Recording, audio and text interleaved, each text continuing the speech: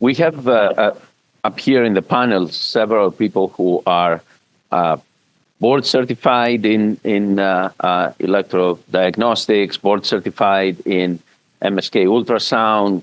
Some of you are fellows on MSK ultrasound, some residency completions on MSK ultrasound. So on EMG. So Roy, you have been approved now to sit for the boards this year. So you're going to be taking the board certification exam.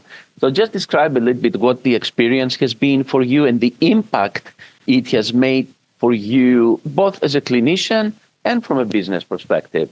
Okay. Well, I mean, I think that when you look at my journey, I really have to go back to my PT school.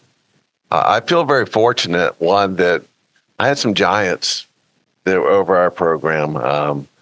Mary Lou Barnes, who was a Mary McMillan lecturer.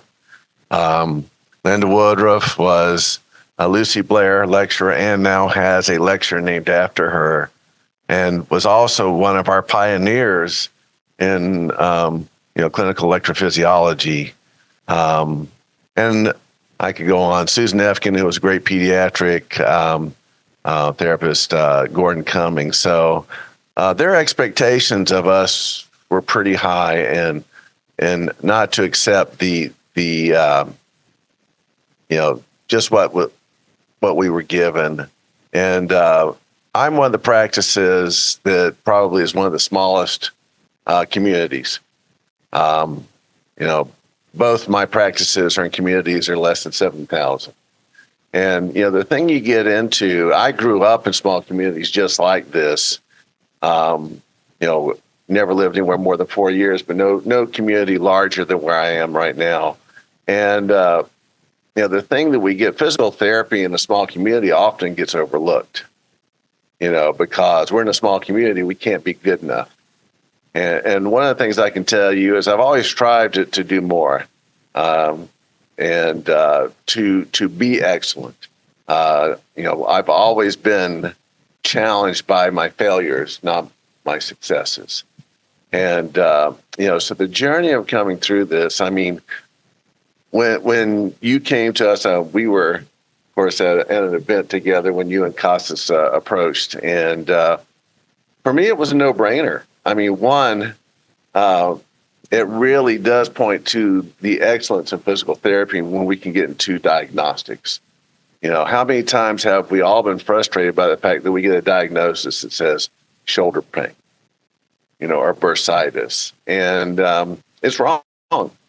We know that now because we have that opportunity to look at it through musculoskeletal ultrasound. And how many of us have seen failed surgeries because no one did an EMG to actually check to see if the nerve root was actually compressed and damaged.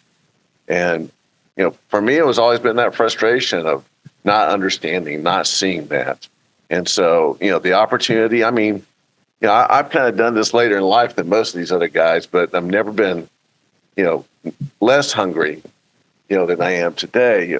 The process is that we have to continue to evolve and grow. And when you look at this process, it doesn't stop just because of where your age is. You always keep growing. You always keep looking. You always look to expand and develop to be the best that you can be. So I have to go back to my originals because they drove that into us as young therapists, or young students, I should say, because believe me, when I came in there, it was still a bachelor's program. And when I graduated, I was 21.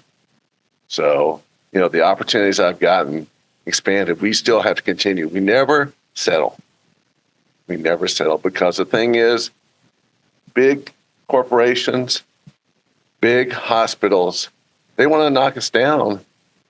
They want to knock us down, but as long as you continue to pursue and do and grow, you're going to stand out. And that's why we've done it.